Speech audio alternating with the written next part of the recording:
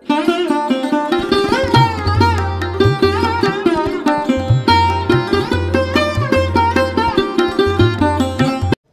Everyone, good morning, welcome back to my channel. আশা করছি সকলেই খুব ভালো আছো। আর ব্লগের শুরুতে বড়দের চরণে প্রণাম, ছোটদেরকে আমার অনেক অনেক ভালোবাসা।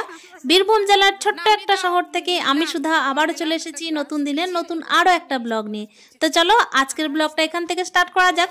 কিছুটা অন্যরকম হতে চলেছে ব্লগটা, আর কি হতে চলেছে আস্তে আস্তে তোমরা দেখতেই পাবে। সকাল সকাল একজোট হয়ে বেরিয়ে পড়ছি কোথায়, আর কাকে কাকে সঙ্গে নিয়ে, পাড়ার কয়েকজন বৌদিদেরকে নিয়ে, তাদের বাচ্চা কাচ্চা, আমারও বাচ্চা, তো সবাইকে নিয়ে এই যে দেখো গুটি গুটি পায়ে রওনা দিয়েছি সকাল সকাল।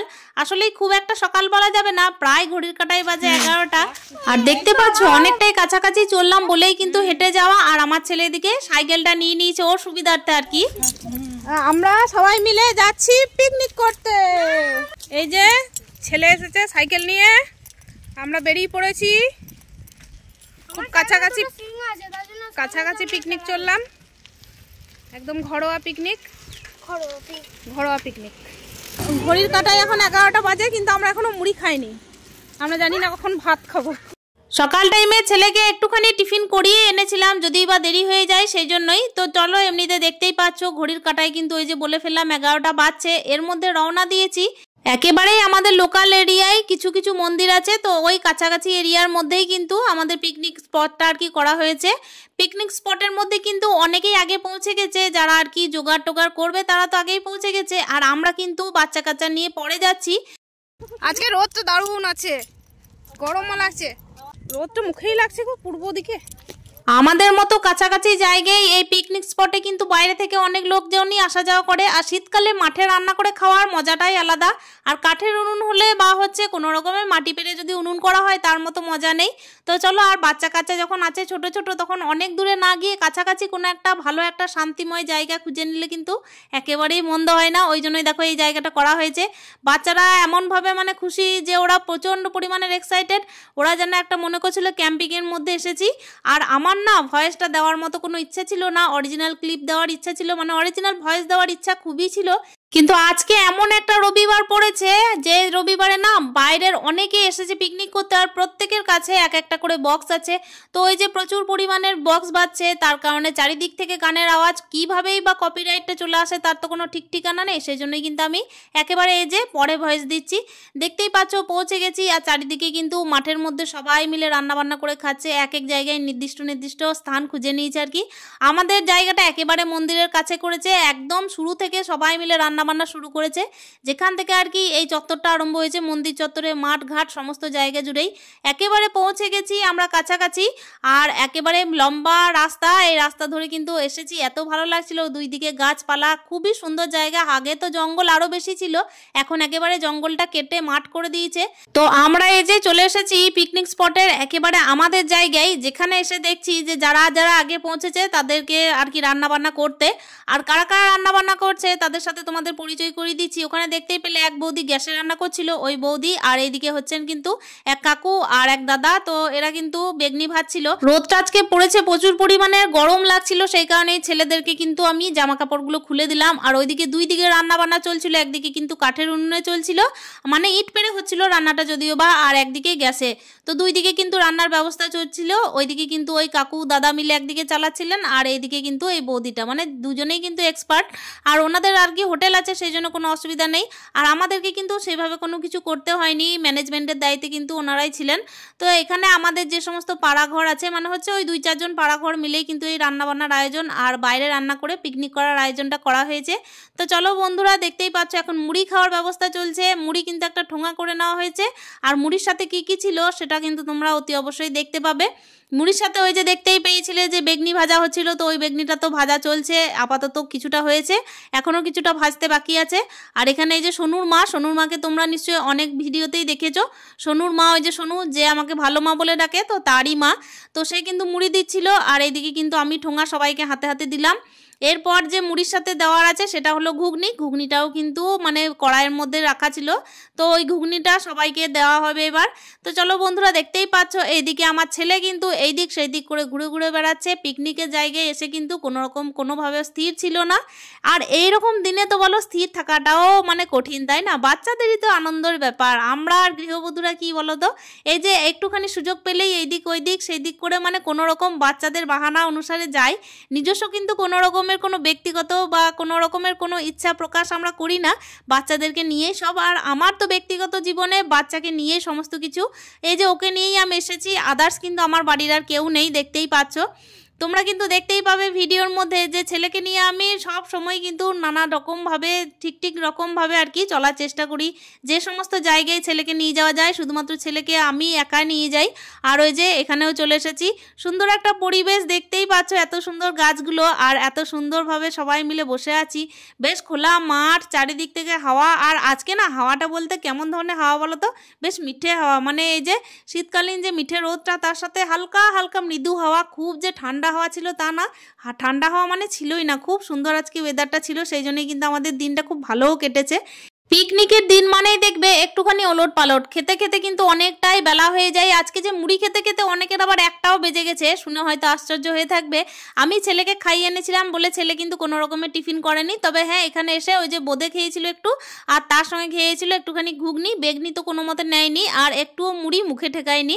আমি যদিও বা একটুখানি নিয়ে বসেছিলাম। আর ওই যে বললাম সকাল টাইমে খেলে আর খিদেটা পাওয়া যায় না, তবে দুপুর টাইমে তাড়াতাড়ি খাওয়ানোর চেষ্টা করব যতক্ষণে কিনা ওই যে জোগাড়টা হয় রান্না বান্নার। তো চলো দেখা যাক, এদিকে কিন্তু খাওয়া দাওয়া সবার চলতে থাকছে। আর আমি কিন্তু আগে খেয়ে নিয়েছিলাম। এখানে দেখতেই পাচ্ছ কিছু কিছু পেঁয়াজ কাটাচ্ছিল, যেগুলো কেটে নেওয়া হচ্ছে। বাড়ি থেকে অনেকগুলো সবজি কেটে নিয়ে আসা হয়েছিল, ওই জন্য কিন্তু চটজলদি রান্নাটা হয়ে যাবে বলেই। আর এদিকে কিন্তু দেখো সবাই এক এক করে আসছিল, মানে কি বলতো আমার অপরিচিত অনেক দুই একজন ছিল যাদেরকে কিনা ওই যে কাকুরা নেমন্তন্ন করেছিলেন। তো চলো দেখতেই পাচ্ছ এদিকে পেঁয়াজ যা কাটছি আমার চোখে তো জল পড়তে লাগছিল। পিকনিকের টাইমে কিন্তু এগুলোই একটুখানি এক্সাইটেড। আর ওই যে স্মৃতির খাতায় লিখে রাখা, বাইরে কোথায় রান্না করে পিকনিক টিকনিক করে খাওয়ার ব্যাপারটা কিন্তু অন্যরকম। ভিডিওটা একটুখানি লং হয়ে যাচ্ছে, কারা কারা আমার সাথে এখনো পর্যন্ত আছো অতি অবশ্যই কমেন্টের মাধ্যমে জানানোর চেষ্টা করো। এই যে দেখতেই পাচ্ছ পেঁয়াজ কাটতে কাটতে আমার যখন চোখে জল পড়ছিল, আমার এক দিদি মানে সম্পর্কে দিদি বলা যেতে পারে, তো উনি কিন্তু বললেন যে আমি কেটে দিচ্ছি বাকিটা। এখানে দেখতেই পাচ্ছ কাকু কিন্তু পোস্ত চাপিয়েছে আমার বাড়ির সামনে আর কি, ওনার বাড়ি। তো উনি কিন্তু কাঠের জালে পোস্তটা বসিয়েছেন, আর অন্যদিকে কিন্তু প্রেসার কুকারের মধ্যে একটু ডাল হচ্ছিল, যেটা কিনা শুধুমাত্র বাচ্চাদের জন্য। আর এদিকে কিন্তু আমাদেরকে এমন কিছু মানে কাজ দেওয়া হয়নি, ওই জন্য কিন্তু আমরা ভাবলাম যে বাচ্চাদেরকে নিয়ে না হয় একটুখানি ঘুরে আসি। সামনে কিন্তু সর্ষে ক্ষেত ছিল, তার সঙ্গেও এটা তো শিব মন্দিরের এলাকা, সেই জন্য কিন্তু শিব মন্দিরে প্রণাম করেও আসা হয়নি। তো চলো বন্ধুরা, এদিকে কিন্তু আমি একজনকে দায়িত্ব দিয়ে ওদিকে বাচ্চাদেরকে নিয়ে একটুখানি ঘুরে আসার ব্যবস্থা করলাম। ওইদিকে বৌদিরাও কিন্তু আগে চলে গেছে, মানে বৌদিরা বলতে সোনুর মারা আগে চলে গেছে। আর আমি কিন্তু এখানে টুকিটাকি কাজ করছিলাম আর কি, পেঁয়াজ ছিলে দেওয়া, তার সঙ্গে ওদের সাথে একটুখানি গল্প করা। একটুখানি আফসোস থেকে গেল এইটাই যে আমি না পরে ভয়েসটা দিচ্ছি, আসলে আমার ভয়েস দেওয়ার মতো কোনো ইচ্ছা ছিল না। অরিজিনাল ভয়েসটা দিলে না আরো বেশি পিকনিকের ভিডিওটা জমে যেত। তো চলো যা আছে তাই দিয়ে কাজ চালিয়ে নিয়ে যাক। মানে কি বলতো বন্ধুরা, আসলে এই দৃশ্যগুলোকে শেয়ার না করলেই নয়। স্মৃতির খাতায় কিছু কিছু জিনিস এমনভাবে বন্দী হয়ে থাকবে যে আমার কিন্তু দেখো যতই বয়সটা বেড়ে যাক না কেন, এই যে স্মৃতির খাতা থেকে এটা কোনো রকমই মুছে যাবে না, তাই না? আর এই যে দেখতেই পাচ্ছ মন্দির চত্বরে ভেতরে ঢুকছি, গাছপালা কেমন আছে দেখতেই পাচ্ছ ভেতরে। মন্দির চত্বরের জায়গাটা না খুবই সুন্দর। এখানে দেখতেই পাচ্ছ একটা আটচালা করা আছে। গত বছর যখন পিকনিক করা হয়েছিল তখন কিন্তু এত লোকজন ছিল না। এই বছর কিন্তু দেখছি এই রবিবারটা যেই পড়েছে প্রচুর পরিমাণে লোকজন আজকে পিকনিক করতে এসেছে।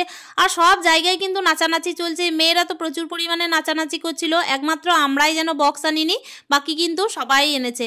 তো কি করবো বলো তো, চারিদিক থেকে আওয়াজগুলো এত সুন্দর লাগছিল গানের, যে ওদের সাথেই কিন্তু দেখে মানে মনটা ভরে যাচ্ছিল। ওরা যে নাচানাচি করছিল, আনন্দ ফুর্তি করছিল, আমরাও কিন্তু কম আনন্দ ফুর্তি করিনি। আসলে এতটা পরিমাণের বক্স চারিদিক থেকে বাজলে মনেই হয় না যে আমরা কিছু আনিনি, তাই না? দেখতেই পাচ্ছ এই যে সর্ষে খেতে চলে এসেছি, এত সুন্দর লাগছিল এই জায়গাটা আমার দেখতে। মানে এখান থেকে তো আমার একেবারে যাওয়ার মনই ছিল না, মনে হচ্ছিল এখানেই যেন এসে বসে খেয়ে নিই। তো চলো দেখতেই পাচ্ছ বাচ্চারা এত পরিমাণের খুশি, তার সঙ্গে আমিও যেন তাদের সঙ্গে বাচ্চা হয়ে গেছিলাম। কালকের দিনটা আমার খুবই ভালো কেটেছে, সব থেকে বেশি ভালো কেটেছে এই সর্ষে ক্ষেতের মধ্যে। এতটা পরিমাণ সুন্দর দৃশ্য এই জায়গাটা, যে এর মধ্যে কিন্তু আমার আসার কোনো রকমের সুযোগ সুবিধা হয় না। ঘরের মধ্যে ওই যে চার দেওয়ালের ভেতরে ঢুকে থাকি, তার মধ্যে বাইরের জগৎটা প্রকৃতির ছোঁয়াটা এত সুন্দরভাবে যখন নিজের মধ্যে থেকে নিই না, তখন কিন্তু অন্যরকমই ফিলিংস হয়। মনে হয় যে বাচ্চার জীবনে ফিরে গেলাম, হয়তো নতুন করে কিছু একটা ফিরে পেলাম, প্রকৃতির সাথে নতুন করে গল্প করতে শিখলাম, এরকম মনে হয়। ওই জন্য না এই জায়গায় আমার এসে মানে নানা ধরনের আর কি কথাবার্তা, তার সঙ্গে হচ্ছে নানা ধরনের ফটোশ্যুট, নানা ধরনের ভিডিও, নানা রকমভাবে কিন্তু আমি ক্যামেরাবন্দি করে রেখেছি, যেগুলোকে কিন্তু আমি পরবর্তীকালে দেখতেই থাকবো। এই যে কাছে থেকে যখন সর্ষের ক্ষেতটার দিকে তাকাচ্ছি, তখন দূরের জায়গাটা মনে হচ্ছে বেশি ভালো লাগছে, আবার যখন দূরের জায়গায় যাচ্ছি তখন মনে হচ্ছে যেন আরো দূরের জায়গাটা আরো বেশি ভালো লাগছে। এই যে আমরা বসে বসে এখন এখানে ফটোশ্যুট করছি, এত সুন্দর জায়গা। প্রকৃতি যে কতটা সুন্দর, কতটা সুমধুর, সেটা কিন্তু না দেখলে বোঝা যায় না, না মিশলে চেনা যায় না, এরকম হচ্ছে ব্যাপার। সকাল থেকে কিন্তু দেখো অন্যরকম ভাবনা ভেবে এসেছিলাম যে রান্না বান্না করব, সবাই মিলে খাবো দাবো, কিন্তু এই জিনিসটা দেখে কিন্তু বেশি ভালো লাগলো যে এখানে কিন্তু সর্ষের ক্ষেতটা এত সুন্দরভাবে হয়েছে। এদিকে বাচ্চারা এত পরিমাণে ছোটাছুটি করছিল, ওরা এত পরিমাণে এক্সাইটেড, এত খুশি যে ওদের সাথে আমিও কিন্তু বাচ্চা হতে বাধ্য হলাম। আর কি বলতো, নতুন নতুন করে নানা ধরনের ভিডিও শ্যুট করছিলাম, তো ওই জন্য কিন্তু বেশ ভালো লাগছিল জায়গাটাকে আর কি নানা রকমভাবে ক্যামেরাবন্দি করে রাখছিলাম। সকাল থেকে এই জায়গাটাই কিন্তু সব থেকে বেশি সময় কাটিয়েছি। আর ঘড়ির কাঁটায় যখন প্রায় বাজে 2:30, তখনও পর্যন্ত কিন্তু আমরা এখানেই ছিলাম। খাওয়া দাওয়ার তো কোনো চিন্তাই ছিল না, মনে হচ্ছিল খিদে যেন পাইনি, আসলে মুড়িটা অনেক দেরিতে খাওয়া হয়েছে। এদিকে কিন্তু আমার ছেলে খেয়ে এসেছে অনেক সকালে, তবুও যেন ওর খিদে লাগছিল না। এখানে সোনু আর আমি নানা রকম ভিডিও শুট করছিলাম। সোনু না আমার খুব ভালো পার্টনার, জানো তো, আমাকে যেরকম ভালো মা বলে ডাকে সেরকম কিন্তু আমার খুবই ভালো পার্টনার। আমি যেরকম ভিডিও করতে ভালোবাসি, ও কিন্তু খুব ভিডিও করতে ভালোবাসে। আমি যেরকম চাই সেরকম কিন্তু ও করার চেষ্টা করে। আর তার সাথে দেখো এত সুন্দর সর্ষে ক্ষেতের মাঝে ওই যে বট গাছটা দাঁড়িয়ে আছে, ওটা কিন্তু আরো শোভা বাড়িয়ে দিচ্ছে এই মাঠটার।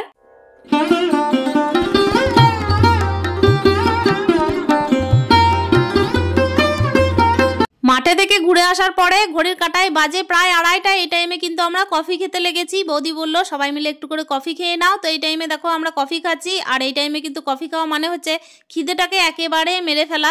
আমি এদিকে কিন্তু বাচ্চাদেরকে পাতা দিয়ে দিয়েছি খাওয়ানোর জন্য। আসলে কি বলতো, ঘড়ির কাঁটা যে ওই যে ছুটতে থাকছে, তার মধ্যে দেখো বাড়ি ফেরারও ব্যাপার আছে। আর টাইমের মধ্যে না খেলে কিন্তু বাচ্চাদের শরীরটাও অসুস্থ হবে। আমরা তো বড়রা, আমরা না হয় অ্যাডজাস্ট করতে পারবো, কিন্তু বাচ্চাদের ব্যাপারটা আগে দেখা উচিত। ওই জন্য চাইলাম যে বাচ্চাদেরকে আগে খেতে দিয়ে দিতে। এদিকে কিন্তু বৌদি পাঁপড় ভাজতে লাগলো। পাঁপড়গুলো দেখে কিন্তু বাচ্চারা আরও বেশি এক্সাইটেড হয়ে গেল। আর বাচ্চাদের খুশির জন্য না আমাদের বিশেষ করে আসা। আমি তো সাধারণত এমনিতে কোনো রকমের কোথাও ঘুরতে যেতে পাই না। আর এর মধ্যে ছোট ছোট ট্যুর হয় আমার। ট্যুর বলতে কি বলতো, এইরকম ট্যুর আর কি, এই পিকনিকের ট্যুর, তার সঙ্গে হচ্ছে ওই ছোটোখাটো মেলা, এই সমস্ত নিয়েই কিন্তু আমি বাচ্চাকে সময় দিই। তো চলো বন্ধুরা, দেখতেই পাচ্ছ এদিকে খাওয়া দাওয়ার আয়োজন চলছে। আর ওদিকে কিন্তু বাবা ব্রহ্মচারীকে এই যে কাকু আর কি খাবার পরিবেশন করলেন, নিবেদন করলেন আর কি। আর ওনাকে দিয়েই কিন্তু আমাদের খাওয়া দাওয়া শুরু হবে। আর এখানে দেখতেই পাচ্ছ কাঠের জালে কিন্তু ভাতটা, দ্বিতীয়বারের ভাতটা হচ্ছে। ভাত কিন্তু এক হাঁড়ি নেমে গেছিলো গ্যাসের মধ্যে, আর এটার মধ্যে কিন্তু কড়াইয়ে চাপানো হয়েছে দ্বিতীয়বার। ভাতটা কিন্তু কাঠের জালে হচ্ছে, বেশ দেখতে ভালো লাগছিল। কাঠের জালের মধ্যে এই যে এই পরিবেশে সুন্দর করে রান্না করে খাওয়া দাওয়া, তাও আবার সবাই মিলে, এর কিন্তু আনন্দটাই অন্যরকম। যারা পিকনিক করেছো তারা তো সত্যি কথা বলতে অনেক আনন্দ করেছো। আমার কিন্তু এটা ফার্স্ট পিকনিক। আমি কিন্তু এখনো পর্যন্ত কোথাও দূরে যাইনি, তারপর হচ্ছে কাছেও কোথাও যাইনি। মাত্র 10-15 মিনিটের রাস্তার দূরত্ব বজায় রেখে কিন্তু আমি একটা ছোট্ট পিকনিকের আয়োজনে আমি আর কি সামিল হয়েছি আজকে। তবুও কিন্তু দিনটা খুব ভালো কেটেছে। আর আমার জন্য না এই ছোট্ট ছোট্ট আনন্দগুলো কিন্তু স্মৃতি হিসাবেই ধরা থাকবে। আমি কিন্তু এই ছোট্ট ছোট্ট আনন্দতেই ভালো থাকি। ছোট ছোট খুশি নিয়ে কিন্তু জীবনে চলতে শিখেছি। বড় বড় কোথাও যাব, বড় বড় জায়গায় ট্যুরে যাব, তারপর হচ্ছে অনেক দেশ বিদেশ ঘুরবো, এরকম কোনো আশা ইচ্ছা আমার নেই। তবে পিকনিকের আনন্দে এই ছোট্টখাটো আনন্দগুলো কিন্তু অনেক বড় আনন্দ আমার কাছে। এখানে দেখতেই পাচ্ছ খাবার পরিবেশন করছিলাম, আমি কিন্তু ভালোভাবে পরিবেশন করছিলাম। আর আমার কিন্তু চুলটা খুলে গেছিলো, ভেবো না যে চুল খুলে আমি খাবার পরিবেশন করছি। আসলে কি বলতো, ক্লিপটা না এই টাইমে আমার হারিয়ে গেছে। আর এই যে আমাদের দ্য গ্রেট কাকু, কাকু কিন্তু গামছা পরেই বেশি সুবিধা বোধ করছেন, গামছাতেই কিন্তু উনি বেশি কমফোর্টেবল। ওই জন্য কিন্তু গামছা পরে উনি রাঁধুনির মতো কাজ করলেন আজকে।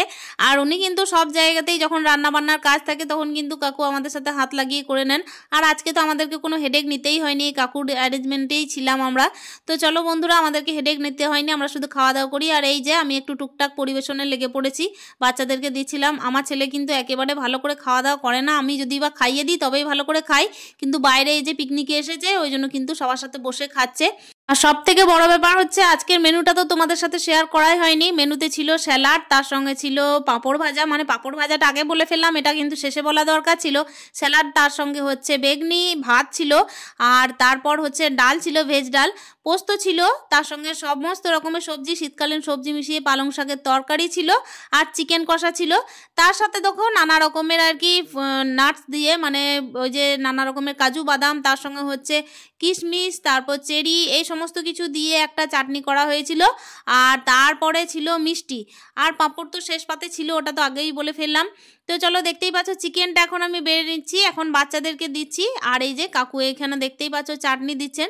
তো চলো এবার কিন্তু বাচ্চাদের খাওয়া দাওয়া হয়ে যাওয়ার পর আমি খেতে বসেছিলাম প্রায় বাজছিল ঘড়ির কাঁটায় 3:30। এই টাইমে কিন্তু আমি খেতে বসেছি।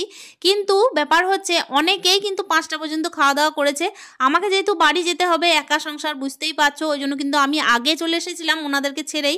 কেন কি আমাকে বাড়ি গিয়ে ছাদের কাপড় তুলতে হবে, ঝাঁট দিতে হবে, তারপর বাড়ির যে সমস্ত কাজ থাকে তোমরা তো প্রত্যেক দিনের ভিডিওতে দেখতেই পাও, সেই জন্য কিন্তু আমি আগে চলে এসেছিলাম। এদিকে সোনুর বাবা আর মা খেতে বসেছে, সোনুর বাবা কিন্তু পরে জয়েন করেছে। আর এই কাকিমার নিচে বসতে একটু অসুবিধা, সেই জন্যই কিন্তু টুলের মধ্যে বসেছিল খেতে। আমরা কিন্তু নানা রকমের চেয়ার টেবিল আনলেই পারতাম কাছাকাছি, যেহেতু কিন্তু কি বলতো বাচ্চা সামলাবো না এরকমের চেয়ার টেবিল সামলাবো, তাই না?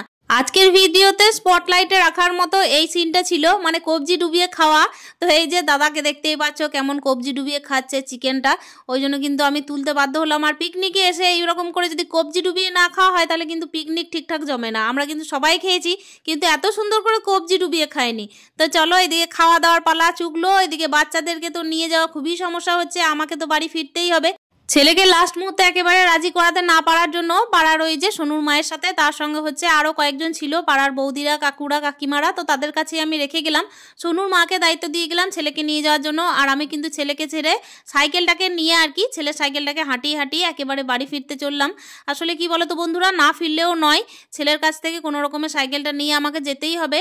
কারণ কি আমাকে না গেলে এই যে পৌষ মাসের দিন বুঝতেই পারছো, সন্ধে দেওয়ার ব্যাপার আছে, অন্ধকার হয়ে গেলে ঘরের লাইটটাও জ্বালানোর ব্যাপার আছে, সেই জন্য কিন্তু আমাকে ফিরতেই হবে। সবার বাড়িতেই তো কেউ না কেউ আছে, কিন্তু আমাদের বাড়িতে কেউ নেই, জানোই তো তোমরা ভালো করেই। পিকনিকটা তো দারুণ এনজয় করলাম, কিন্তু যেখানেই যাই না কেন বাড়ি কিন্তু আমাকে ফিরে আসতেই হবে সন্ধ্যের টাইমে, না গেলেই নয়।